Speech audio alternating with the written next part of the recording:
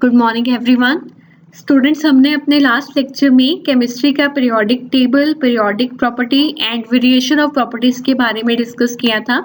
तो आज हम अपना सेकेंड चैप्टर स्टार्ट करेंगे, that is chemical bonding. Okay, so in this chapter we will discuss about various types of bonding like electrovalent bonding, covalent bonding and their differences and their examples. Okay, so first we start with the topic octet rule.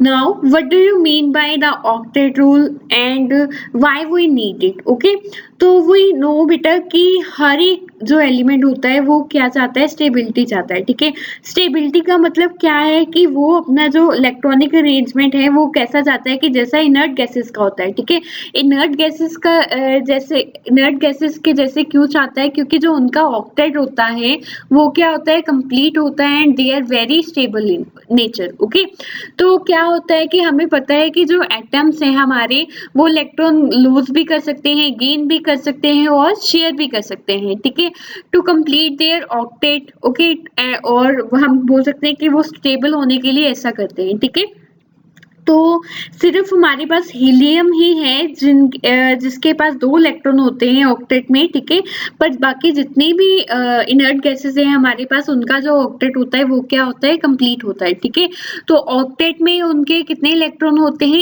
8 valence electron होते हैं। ठीक है, जो जिसमें हमने इस chapter में जो पढ़ना है वो हमने पढ़ना है मेनली आयनिक बॉन्डिंग, जिसको हम इलेक्ट्रोवैलेंट बॉन्डिंग भी बोल देते हैं, और कोवैलेंट बॉन्डिंग में पढ़ना है, कोवैलेंट बॉन्डिंग के बारे में पढ़ना है। ठीक है, तो आयनिक बॉन्डिंग में क्या होता है कि ट्रांसफर होता है एक या एक से ज्यादा इलेक्ट्रॉन का एक एटम से दूसरे एटम की फॉर्म में। ठीक है, और जो कोवैलेंट बॉन्डिंग होती है उसमें 1, 2 या 3 पेयर्स ऑफ इलेक्ट्रॉन शेयर होते हैं 2 एटम्स के बीच में to form a covalent bond. Okay, तो सबसे पहले हम स्टडी करेंगे केमिकल बॉन्ड के बारे में और हम स्टडी करेंगे the cause of chemical combination के बारे में। ठीक है, तो केमिकल बॉन्ड क्या होता है कि बेटा वो force of attraction between any 2 atoms या किसी भी 2 मॉलिक्यूल्स के बीच में जो स्टेबिलिटी को मेंटेन करके रखता है। ठीक है, और 2 एटम्स को इकट्ठे जोड़ के रखता है। ठीक है, एटम्स और ions are held together in molecules और कंबाइंड बाय केमिकल बॉन्ड्स। ठीक है,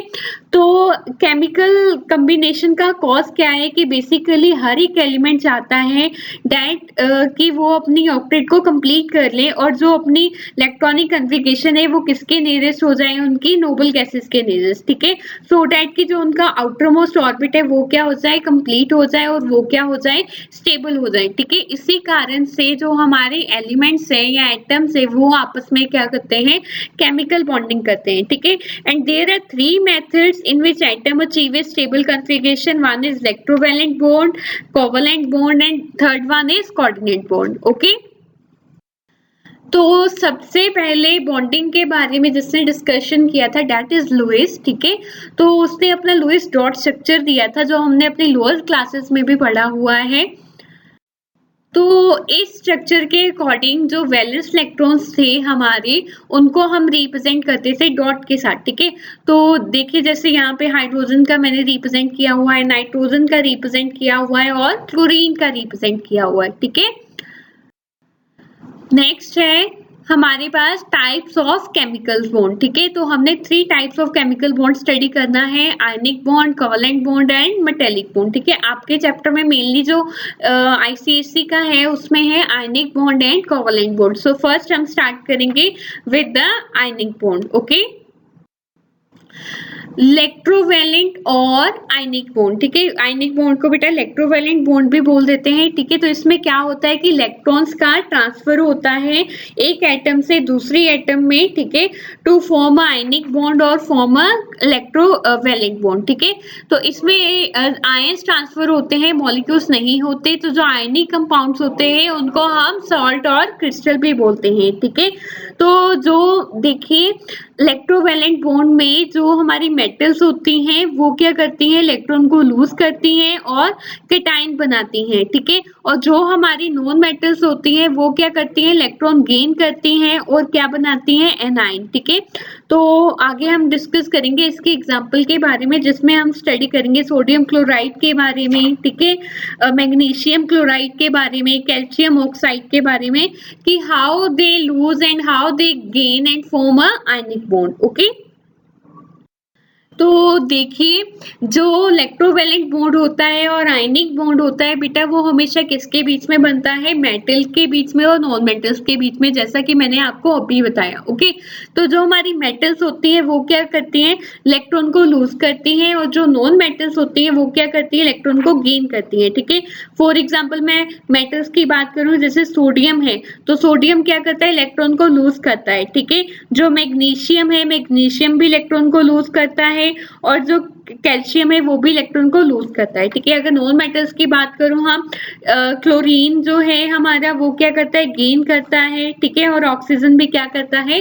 गेन करता है। ठीक है, तो याद रखना, जो लूज करता है बेटा उसको हम कैटायन बोलते हैं, और जो गेन करता है उसको हम एनायन बोलते हैं। ठीक है, और जो कैटायन एंड एनायन होते हैं, कैटायन पे पॉजिटिव चार्ज होता है, एनायन पे नेगेटिव चार्ज होता है, और जो कैटायन और एनायन होते हैं वो एक दूसरे को क्या करते हैं? अट्रैक्ट करते हैं। क्यों अट्रैक्ट करते हैं?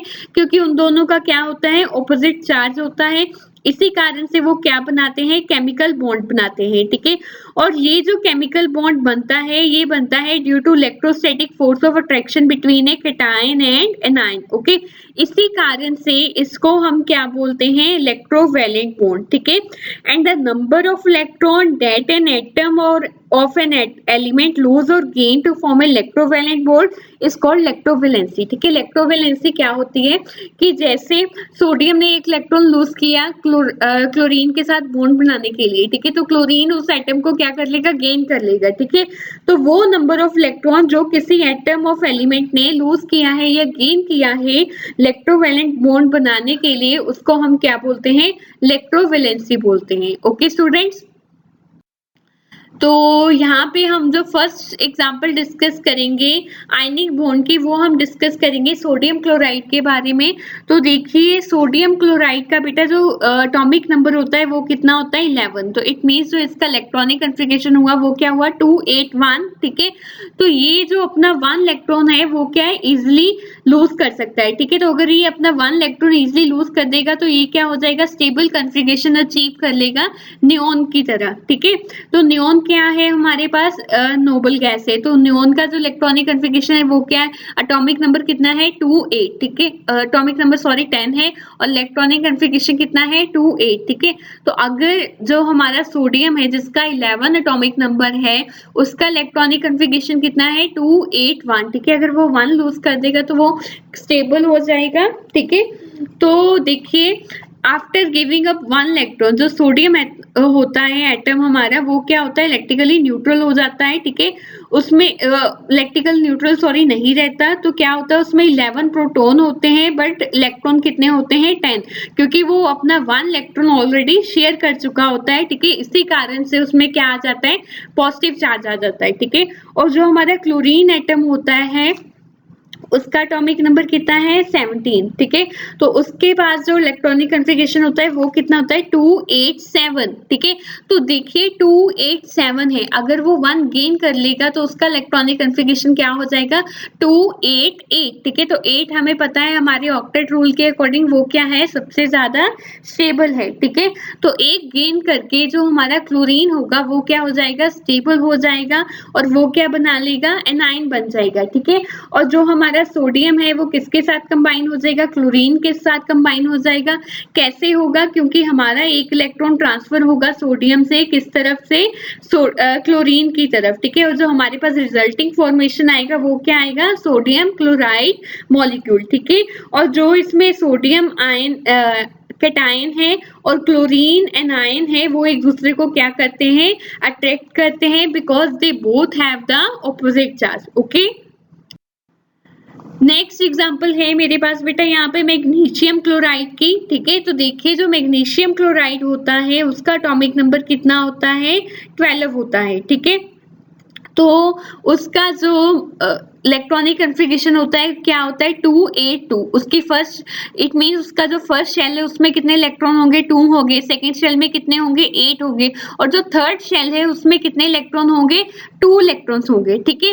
तो इस केस में जो वो अपने 2 इलेक्ट्रॉन्स को इजीली लूज कर सकता है, ठीक है। अगर वो अपने 2 इलेक्ट्रॉन को इजीली लूज कर देगा तो उसका जो इलेक्ट्रॉनिक कॉन्फ़िगरेशन आएगा हमारे पास वो आएगा 2,8, ठीक है।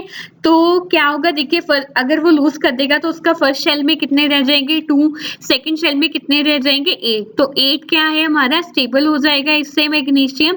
तो ये जो 2 इलेक्ट्रॉन है ये कौन गेन करेगा, ये हमारा क्लोरीन गेन करेगा, ठीक है। तो आप यहाँ पे स्ट्रक्चर में देख सकते हैं क्लोरीन का एटॉमिक नंबर कितना होता है 17, इट मीन्स उसका जो इलेक्ट्रॉनिक कॉन्फ़िगरेशन है वो क्या हुआ 287। तो उसकी फर्स्ट शेल में यहाँ पे कितने इलेक्ट्रॉन है 2 इलेक्ट्रॉन्स हैं, ठीक है। सेकंड शेल में कितने हैं 8 और थर्ड शेल में कितने हैं 7, ठीक है। तो क्या होगा कि जो मैग्नीशियम के 2 इलेक्ट्रॉन्स हैं वो किसकी तरफ शेयर होंगे, किसकी तरफ ट्रांसफर होंगे, एक क्लोरीन और दूसरी क्लोरीन की तरफ, ठीक है। तो जो हमारा मैग्नीशियम होगा उस पर कितना चार्ज आ जाएगा Mg2 positive. Y Mg2 positive, क्योंकि उसने अपने 2 इलेक्ट्रॉन्स को लूज किया है, ठीक है। और क्लोरीन क्या बन जाएगा, क्लोरीन दोनों की तरफ क्या आ जाएगा नेगेटिव साइन आ जाएगा, क्योंकि दोनों ने एक एक इलेक्ट्रॉन गेन किया है क्लोरीन का, ठीक है। That is basically explanation of magnesium chloride. इसी के बिहाफ पे आप कैल्शियम ऑक्साइड को भी स्टडी कर सकते हैं। देखिए कैल्शियम ऑक्साइड के केस में बेटा क्या होगा, जो हमारा कैल्शियम का एटॉमिक नंबर होता है वो कितना होता है 20 होता है, ठीक है। तो उसका इलेक्ट्रॉनिक कॉन्फ़िगरेशन फिर क्या हुआ 2882, ठीक है। तो वो जो अपने 2 इलेक्ट्रॉन्स हैं उनको क्या कर लेगा इजिली लूज कर देगा और क्या बन जाएगा कैल्शियम 2 पॉजिटिव कैटायन बन जाएगा, ठीक है। तो अगर वो जो हमारा ऑक्सीजन है इन 2 इलेक्ट्रॉन को गेन कर लेता है और वो क्या बन जाता है एनायन बन जाता है, ठीक है। देखिए जो ऑक्सीजन का एटॉमिक नंबर होता है वो क्या होता है 8 होता है, ठीक है। तो अगर वो 2 इलेक्ट्रॉन्स को और अचीव कर लेता है तो उसका इलेक्ट्रॉनिक कॉन्फ़िगरेशन किसके सिमिलर हो जाता है नियॉन के सिमिलर हो जाता है, क्योंकि उसका ऑक्टेट क्या हो जाएगा कंप्लीट हो जाएगा, ठीक है। That is the basically examples of ionic bond, जिसमें हमने स्टडी किया सोडियम क्लोराइड के बारे में, मैग्नीशियम क्लोराइड के बारे में और कैल्शियम ऑक्साइड के बारे में। ओके बेटा, नेक्स्ट एक और एग्जांपल है यहाँ पे फॉर्मेशन ऑफ आयनिक बॉन्ड, जिसमें हमने डिस्कस करना है कैल्शियम ब्रोमाइड के बारे में, ठीक है। तो हमने जैसे अभी बात की कि कैल्शियम का एटॉमिक नंबर होता है 20, ठीक है। तो ये जो 2 अपने इलेक्ट्रॉन क्या है इजिली लूज कर सकता है और इसके 1 इलेक्ट्रॉन को किस में ट्रांसफर हो जाएगा 2 ब्रोमाइड्स में ट्रांसफर हो जाएगा, ठीक है। और कैल्शियम का चार्ज क्या आ जाएगा फिर कैल्शियम 2 पॉजिटिव और ब्रोमाइड के ऊपर क्या आ जाएगा 1 नेगेटिव आ जाएगा, ठीक है। वाई 1 नेगेटिव, बिकॉज इसने 1 इलेक्ट्रॉन ही लिया है कैल्शियम का, ठीक है। और कैल्शियम ने अपने 2 इलेक्ट्रॉन 2 ब्रोमाइड को ट्रांसफर किए हैं। ओके, नेक्स्ट है हमारे पास बेटा आयनिक बॉन्ड्स की कुछ प्रॉपर्टीज जो हमने अभी तक पढ़ा उसके बारे में डिस्कस करेंगे। देखिए जो आयनिक बॉन्ड्स बनते हैं वो हमें पता है मेटल्स और नॉन मेटल्स के बीच में बनते हैं। मेटल्स अपने इलेक्ट्रॉन को लूज करता है और कैटायन बन जाता है और नॉन मेटल्स अपने इलेक्ट्रॉन को गेन करता है और एनायन बन जाता है, ठीक है। तो जो इनका इलेक्ट्रोनेगेटिविटी डिफरेंस होता है वो हमेशा क्या होना चाहिए ग्रेटर देन 2 होना चाहिए, ठीक है। एंड आयनिक बॉन्ड जो बनता है वो हमेशा वो किस कारण से बनता है पॉजिटिव और नेगेटिव चार्ज होने के कारण से, इलेक्ट्रोस्टैटिक फोर्स होने के कारण से, ठीक है। जितना ज्यादा चार्ज होगा उतना ज्यादा अट्रैक्शन होगा, जितना कम चार्ज होगा उतना, जितना स्मॉलर आयन होगा उतना ज्यादा अट्रैक्शन होगा, ठीक है। एंड जो इसका हम स्ट्रक्चर ड्रॉ करते हैं वो किस बिहाफ पे ड्रॉ करते हैं, हम लुईस डॉट स्ट्रक्चर के बिहाफ पे डिस्कस करते हैं। ओके, नेक्स्ट है बेटा हमारे पास प्रॉपर्टीज ऑफ आयनिक बॉन्डिंग, ठीक है। तो इनका जो बेटा स्ट्रक्चर होता है, देखिए जो बॉन्ड फॉर्मेशन होता है वो क्या होता है इलेक्ट्रॉन ट्रांसफर होते हैं मेटल्स टू नॉन मेटल, ठीक है। For example sodium chloride, calcium bromide, calcium oxide, magnesium chloride. तो इन केसेस में हमने क्या देखा कि जैसे सोडियम से हमारा इलेक्ट्रॉन ट्रांसफर हो रहा है क्लोराइड की तरफ, मैग्नीशियम से ब्रोमाइड की तरफ, कैल्शियम से ऑक्साइड की तरफ, ठीक है। तो इसमें जितने भी हमारे इलेक्ट्रॉन्स हैं वो किसमें ट्रांसफर होते हैं, मेटल टू नॉन मेटल, ठीक है। और टाइप ऑफ स्ट्रक्चर क्या होता है, क्रिस्टल लैटिस होता है। इनका जो फिजिकल स्टेट होता है वो क्या होता है, सॉलिड होता है। मेल्टिंग पॉइंट भी हाई होता है और they are soluble in water and they मतलब they are the good conductors, ठीक है। इलेक्ट्रिकल कंडक्टिविटी में भी ये हेल्प करते हैं इन सॉल्यूशंस और लिक्विड, ओके। नेक्स्ट है बेटा आयनिक बॉन्ड होने के लिए what are the different conditions for the formation of electrovalent bond और आयनिक बॉन्ड, ठीक है। तो सबसे पहले जो हमारे पास कंडीशन है वो है बेटा आयनाइजेशन एनर्जी, ठीक है। तो देखिए जितना ज्यादा आयनाइजेशन एनर्जी लो होगा उतना ही इलेक्ट्रॉन क्या हो जाएंगे अपने, उतना ही जो हमारा एटम है या एलिमेंट है वो क्या करेगा कि इलेक्ट्रॉन को इजिली लूज कर देगा, ठीक है। तो अगर इलेक्ट्रॉन को इजिली लूज कर देगा इट मीन्स जो हमारा केटाइन का फॉर्मेशन है वो क्या हो जाएगा, इजिली हो जाएगा, ठीक है। It means low ionisation energy means more easily formation of cation, ठीक है। नेक्स्ट है हमारे पास बेटा electron gain enthalpy, okay. Electron gain enthalpy को हम हाई इलेक्ट्रॉन एफिनिटी भी बोलते हैं। जितना ज्यादा हाई इलेक्ट्रॉन एफिनिटी भी होगा उतना ही ये नाइन क्या होगा, इजिली बन जाएगा, ठीक है। तो आपने ये याद रखना है कि अगर आयनाइजेशन एनर्जी कम है तो केटाइन इजिली बनता है, अगर इलेक्ट्रॉन एफिनिटी ज्यादा है तो एनाइन इजिली बनता है, ठीक है। और इनका जो इलेक्ट्रॉन एक्टिविटी डिफरेंस होना चाहिए वो क्या होना चाहिए, ग्रेटर देन 2 होना चाहिए, हायर होना चाहिए, so that the transfer of electron from one atom to another atom will be easier, okay। देखिए नेक्स्ट हम डिस्कस करेंगे आयनिक बॉन्ड की प्रॉपर्टीज के बारे में, ठीक है। तो आयनिक बॉन्ड क्या होते हैं, हमेशा सॉलिड स्टेट में होते हैं। इनका एक डेफिनाइट ज्योमेट्रिक पैटर्न होता है जो किस पे डिपेंड करता है, साइज ऑफ आयन और चार्जेस ऑफ आयन पे, ठीक है। तो इनमें जो फोर्सेज होती है वो कौन सी होती है, इलेक्ट्रोस्टैटिक फोर्सेज होती है, ठीक है। ये गुड कंडक्टर होते हैं इलेक्ट्रिसिटी के only in liquid state but does not conduct electricity in solid state, ठीक है। They are soluble in polar solvents like water as solvent interacts with the ions of ionic solvent, ठीक है। And जो chemical reaction होती है ionic compounds के बीच में, ठीक है, that is involve the combination between their ions such as, and उन रिएक्शंस को हम क्या बोलते हैं, आयनिक रिएक्शंस बोलते हैं, ओके स्टूडेंट्स। नेक्स्ट हम डिस्कस करेंगे बेटा कोवलेंट बॉन्ड के बारे में, ओके। तो कोवलेंट बॉन्ड क्या होते हैं कि ये जो बॉन्ड होते हैं वो किसमें किनके सिमिलर होते हैं, नॉन मेटेलिक के बीच में बनते हैं जिनका सिमिलर इलेक्ट्रॉन एक्टिविटी होता है, ठीक है। तो कोवलेंट बॉन्ड के केस में क्या होता है, शेयरिंग होता है इलेक्ट्रॉन्स का एंड ये क्या होते हैं, stable non ionizing particle and they are not conductors at any state, either it is in liquid state और either it is in solid state, for example oxygen, carbon dioxide, water etcetera, okay. तो बेटा जो हमारे covalent bonds होते हैं या chemical bonds होते हैं तो इनमें जो केमिकल बॉन्ड बनता है वो कैसे बनता है, इनमें दो एटम्स आपस में कंबाइन होते हैं और म्यूचुअल शेयरिंग करते हैं, एक या एक से ज्यादा पेयरिंग की, ठीक है। तो उस बॉन्ड को हम क्या बोलते हैं, कोवलेंट बॉन्ड बोलते हैं। और वो कंपाउंड जो कोवलेंट बॉन्ड बनाते हैं उन्हें हम कोवलेंट कंपाउंड बोलते हैं, ठीक है। तो इनमें बेसिकली इलेक्ट्रॉन शेयर होते हैं बोथ द एटम्स के एंड ये जो इलेक्ट्रॉन्स होते हैं ये बैक एंड फोर्थ जा सकते हैं outer energy levels of each atom in the covalent bond, okay, so that they get stable and they achieve the stable configuration, okay students. तो ये जो हमारे कोवलेंट बॉन्ड्स होते हैं इनकी स्ट्रेंथ डिपेंड करती है बेटा नंबर ऑफ इलेक्ट्रॉन पेयर्स जो आपस में शेयर हो रहे हैं, ठीक है। तो सिंगल बॉन्ड के लिए ये जो होती है कम, डबल बॉन्ड के लिए थोड़ी ज्यादा और ट्रिपल बॉन्ड के लिए उससे भी ज्यादा, ठीक है। तो ये डिपेंड करती है कि कोवलेंट बॉन्ड कौन सी तरह का है, सिंगल कोवलेंट बॉन्ड है, डबल कोवलेंट बॉन्ड है या ट्रिपल कोवलेंट बॉन्ड है। तो हम सबसे पहले स्टडी करेंगे कोवलेंट बॉन्ड्स के बारे में। जो मैंने आपको अभी बताया सिंगल कोवलेंट बॉन्ड होते हैं, डबल कोवलेंट बॉन्ड होते हैं और क्या होते हैं, ट्रिपल कोवलेंट बॉन्ड होते हैं, ठीक है। जो सिंगल कोवलेंट बॉन्ड होते हैं वो बेटा कैसे बनते हैं, sharing of one pair of electron between the atoms, ठीक है। जो हर एक एटम होता है वो एक इलेक्ट्रॉन को कंट्रीब्यूट करता है। तो बेसिकली इनको हम कैसे डिनोट करते हैं, जैसे H, तो एक हमने शॉर्ट लाइन ड्रॉ की बीच में, फिर लिखा H, ठीक है। तो ये क्या है, जो शॉर्ट लाइन है वो किसको रिप्रेजेंट करती है, डैश लाइन किसको रिप्रेजेंट करती है, एक सिंगल बॉन्ड को रिप्रेजेंट करती है, ठीक है।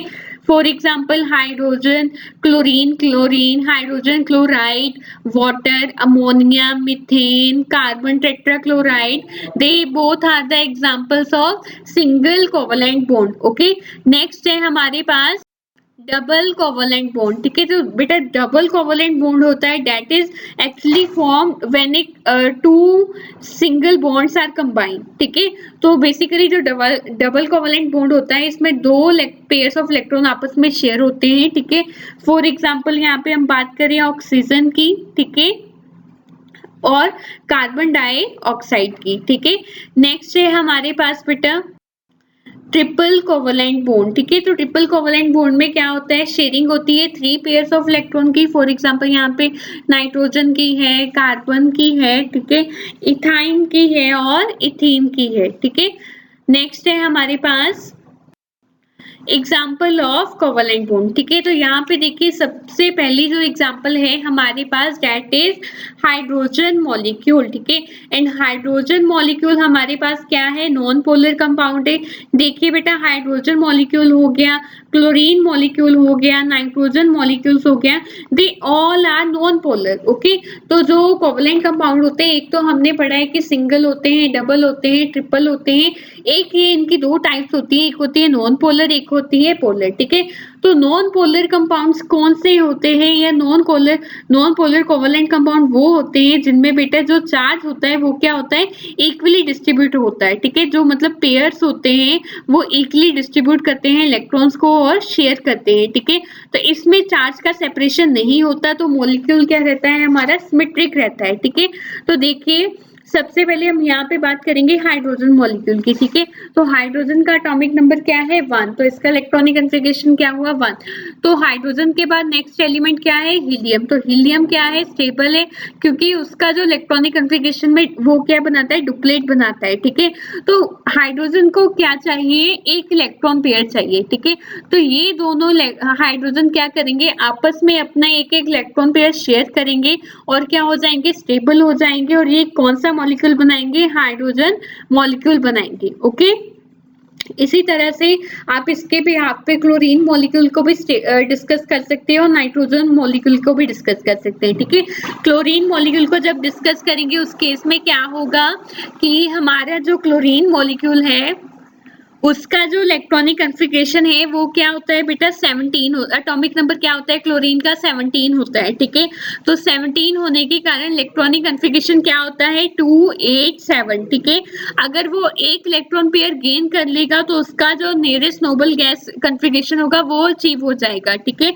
तो अगर वो एक कर लेता है गेन, ठीक है, तो क्या हो जाएगा 288 हो जाएगा उसका इलेक्ट्रॉनिक कन्फिगरेशन, जो किसका है, आर्गन का है, ठीक है। तो इसी तरह से दो क्लोरीन एटम है जो वो आपस में मिलके क्या बनाएंगे, क्लोरीन मॉलिक्यूल बनाएंगे, ठीक है। और similar in the case of nitrogen molecule, nitrogen का इलेक्ट्रॉनिक कन्फिगरेशन क्या होता है 25, ठीक है, क्योंकि उसका एटॉमिक नंबर कितना होता है 7 होता है, ठीक है।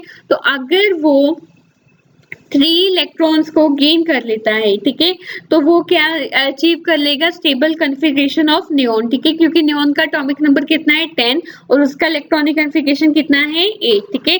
तो बेसिकली नाइट्रोजन मॉलिक्यूल में क्या होंगे, जो नाइट्रोजन मॉलिक्यूल्स हैं वो 3 इलेक्ट्रॉन पेयर्स को शेयर करेंगे, क्लोरीन मॉलिक्यूल्स 2 इलेक्ट्रॉन पेयर्स को 1 इलेक्ट्रॉन पेयर को शेयर करेंगे, और जो हमारा हाइड्रोजन मॉलिक्यूल है वो भी 1 इलेक्ट्रॉन पेयर को शेयर करेगा, ठीक है। बेटा ये थे example of covalent bond in case of non polar molecule. Next है हमारे पास the conditions for formation of a covalent bond, ठीक है। तो जो हमारा नेचर है वो ऑलवेज जो केमिकल बॉन्डिंग है या कोवलेंट बॉन्डिंग है वो क्यों फेवर करता है, देखिए क्या होता है कि बहुत सारे एटम्स ऐसे होते हैं जिनका क्या होता है पोटेंशियल एनर्जी लो होता है, ठीक है, and when they are bonding to other atoms, ठीक है, तो वो इसी कारण से आपस में क्या हो जाते हैं, कंबाइन हो जाते हैं, ठीक है। तो हर एक एटम का क्या होता है, पॉजिटिव न्यूक्लियाई होता है, ठीक है। तो उसके सेंटर में क्या होता है, पॉजिटिव चार्ज होता है, इलेक्ट्रॉन्स उसके अराउंड क्या करते हैं, रिवॉल्व करते हैं। तो जो पॉजिटिव न्यूक्लियाई चार्ज होता है वो किसको अट्रैक्ट करता है, नेगेटिव न्यूक्लियाई चार्ज को, ठीक है। पर यहाँ पे अगर मैं बात करूँ हाइड्रोजन एटम की, जो हमने अभी डिस्कस किया है, तो हाइड्रोजन एटम के पास क्या होता है, पॉजिटिव चार्ज होता है, और ये जो पॉजिटिव चार्ज है ये आपस में क्या करता है, रिपेल करता है, इनके बीच में कोई इंटरेक्शन नहीं होता। देखिए नेक्स्ट है हमारे पास, देखिए जब चार्ज पार्टिकल इंटरेक्ट करते हैं तो जो क्या होता है कि जो न्यूक्लियस होता है वन एटम का दूसरे एटम को क्या करता है, अट्रैक्ट करता है, और उनके बीच में क्या होती है, शेयरिंग होती है, ओके। और जब शेयरिंग होती है, एटम एक दूसरे के क्लोज आते हैं और उनका जो पोटेंशियल एनर्जी हो जाता है वो क्या हो जाता है, डिक्रीज हो जाता है। और जो बॉन्ड फॉर्मेशन होती है when the potential energy is at minimum, ठीक है। बॉन्ड फॉर्मेशन तभी होता है जब पोटेंशियल एनर्जी क्या होता है, लो होता है। और जब एटम कंटिन्यूसली एक दूसरे की तरफ आते हैं, ये बॉन्ड बनता जाता है, और न्यूक्लियाई जो होते हैं वो एक दूसरे को रिपेल करना शुरू कर देते हैं, और जो पोटेंशियल एनर्जी होता है वो फिर से इंक्रीज हो जाता है। इसी तरह से ये प्रोसेस हमारा चलता रहता है, ठीक है। नेक्स्ट है हमारे पास बेटा non polar covalent compounds and polar covalent compounds, ठीक है, जिसका डिस्कशन मैंने पहले भी किया जब हमने हाइड्रोजन मॉलिक्यूल का डिस्कस किया है, ठीक है। तो नॉन पोलर कोवलेंट कंपाउंड्स क्या होते हैं, इनमें जो इलेक्ट्रॉन शेयरिंग होती है वो इक्वली डिस्ट्रीब्यूट होती है, ठीक है। चार्ज सेपरेशन नहीं होता, इसमें मॉलिक्यूल क्या होते हैं, सिमेट्रिक होते हैं और इलेक्ट्रिकली न्यूट्रल होते हैं, ठीक है। जहाँ पे जैसे एग्जांपल दी है क्लोरीन की, तो ये दोनों आपस में अपना एक एक इलेक्ट्रॉन पेयर शेयर करते हैं, ठीक है, और क्लोरीन का मॉलिक्यूल बनाते हैं, ठीक है। पर जो हमारे पोलर कोवलेंट कंपाउंड्स होते हैं उन केसेस में क्या होता है कि जो शेयर पेयर ऑफ इलेक्ट्रॉन होते हैं वो इक्वल नहीं होते, ठीक है। तो वो इन केसेस में क्या होता है कि जब दो कंपाउंड आपस में बॉन्ड बनाते हैं तो एक पे पॉजिटिव चार्ज आता है, एक पे नेगेटिव चार्ज आता है। तो ऐसा क्यों होता है, यहाँ पे हम डिस्कस करते हैं। देखिए यहाँ पे एग्जांपल है हाइड्रोजन वाटर मॉलिक्यूल की, ठीक है। तो इस केस में क्या है कि जो दो हाइड्रोजन है वो अपना एक एक इलेक्ट्रॉन लूज करते हैं, और ऑक्सीजन उन एटम्स को क्या करता है, गेन करता है, ठीक है। तो इस केस में इलेक्ट्रॉन एक्टिविटी किसकी ज्यादा है, इस केस में इलेक्ट्रॉन एक्टिविटी ऑक्सीजन की ज्यादा है, ठीक है। इसी कारण से इलेक्ट्रॉन एक्टिविटी ज्यादा होने के कारण से ऑक्सीजन पे हम किसका साइन लगाते हैं, पार्शियल नेगेटिव चार्ज का, और जो हमारे हाइड्रोजन मॉलिक्यूल है उस पे किसका चार्ज लगता है, पार्शियल पॉजिटिव चार्ज का, ठीक है। फॉर एग्जांपल हम पोलर कोवलेंट की एग्जांपल लेते हैं हाइड्रोजन क्लोराइड की, तो उस केस में भी सिमिलर ऐसा ही है। तो क्लोरीन जो है उस केस में उसकी इलेक्ट्रॉन एक्टिविटी क्या है, ज्यादा है एज कंपेयर टू हाइड्रोजन, ठीक है। तो वो क्या करेगा, अट्रैक्ट कर लेगा शेयर्ड इलेक्ट्रॉन पेयर को अपनी तरफ, ठीक है। और जो नेगेटिव चार्ज होगा वो किस पे शिफ्ट हो जाएगा, क्लोरीन पे, जैसा इस केस में किस पे शिफ्ट हुआ है, ऑक्सीजन पे, ठीक है। और जो हाइड्रोजन है उसका कम इलेक्ट्रोनेगेटिविटी होने के कारण उस पे कौन सा चार्ज आ जाएगा, पॉजिटिव चार्ज आ जाएगा, ठीक है। नेक्स्ट हम डिस्कस करेंगे बेटा, नेक्स्ट है बेटा कोऑर्डिनेट बॉन्ड, ठीक है। कोऑर्डिनेट बॉन्ड क्या होता है, ये वो कोवलेंट बॉन्ड है जिसमें जो हमारे इलेक्ट्रॉन्स होते हैं वो सेम एटम से आते हैं, ठीक है। तो इसकी फॉर्मेशन के लिए हमारे पास कंडीशन क्या होनी चाहिए कि दोनों एटम में से किसी के पास भी एक लोन पेयर जरूर होना चाहिए, ठीक है। और जो अनदर एटम हो उसके पास at least a pair of electron present होना चाहिए, ठीक है। इट मीन्स जो हमारा कोऑर्डिनेट बॉन्ड होता है वो बॉन्ड होता है जो किसी आयन या एटम के बीच में बनता है, पोलर कोवलेंट मॉलिक्यूल के बीच में बनता है विद वन और मोर लोन पेयर ऑफ इलेक्ट्रॉन, ठीक है। और आपको ये याद रखना है कि जो अपने इलेक्ट्रॉन को लूज कर देता है उसको हम क्या बोलते हैं, डोनर बोलते हैं, और जो उसको गेन करता है उसको हम क्या बोलते हैं, एक्सेप्टर बोलते हैं, ठीक है। और जो कोऑर्डिनेट बॉन्ड है इसको हम रिप्रेजेंट करते हैं एरो के साथ, ठीक है। तो यहाँ पे हम जो एग्जाम्पल डिस्कस करेंगे कोऑर्डिनेट बॉन्ड का वो हम डिस्कस करेंगे बेटा अमोनियम आयन का, ठीक है। तो देखिए यहाँ पे हमारे पास क्या है, अमोनिया मॉलिक्यूल है, ठीक है। तो हमें पता है इसमें से जो नाइट्रोजन है उसकी वैलेंसी क्या होती है, 5 वैलेंसी होती है, ठीक है। तो अगर वो 3 इलेक्ट्रॉन्स को गेन कर लेगा तो वो क्या हो जाएगा, स्टेबल हो जाएगा, ठीक है। तो यहाँ पे जो उसको 3 इलेक्ट्रॉन्स कौन प्रोवाइड करते हैं, 3 हाइड्रोजन मॉलिक्यूल प्रोवाइड करते हैं, ठीक है। तो 3 हाइड्रोजन मॉलिक्यूल अपना एक एक इलेक्ट्रॉन क्या कर देते हैं, लूज कर देते हैं, और हमारा क्या बन जाता है, अमोनिया मॉलिक्यूल बन जाता है, ठीक है। तो क्या होता है कि ये जो हमारा अमोनिया मॉलिक्यूल होता है ये किसके साथ कंबाइन होता है, हाइड्रोजन आयन के साथ, ठीक है, जो क्या है हमारा एक्सेप्टर, ठीक है। तो इस केस में जो हमारा हाइड्रोजन आयन है उसके पास कोई भी इलेक्ट्रॉन नहीं है in its outer most orbit, ठीक है। तो ये दोनों आपस में कंबाइन होते हैं और कंबाइन होने के बाद क्या बनाते हैं, अमोनियम आयन बनाते हैं, ठीक है। And the bond which is form between the nitrogen atom in ammonia and the hydrogen ion is called a coordinate bond, ठीक है। that is the basically example of formation of ammonium ion and lone pair effect of nitrogen atom, okay students। Next and last है हमारे पास properties of a coordinate bond. देखिए जो coordinate bond होते हैं ये जनरली सॉल्युबल होते हैं वाटर में, ठीक है। इनका जो बॉइलिंग एंड मेल्टिंग पॉइंट होता है ये लेस देन होता है इलेक्ट्रोवैलेंट कंपाउंड से। इलेक्ट्रोवैलेंट कंपाउंड जो हमने स्टडी किए आयनिक कंपाउंड, ठीक है, बट हायर होता है कोवैलेंट कंपाउंड से, ठीक है। And they are ionised in aqueous solution giving simple and complex ion, ठीक है। एंड इनके जो बॉन्ड होते हैं वो क्या होते हैं, डायरेक्शनल होते हैं और इनका definite shape, definite bond angle and definite क्या होती है, ज्योमेट्री होती है, ठीक है।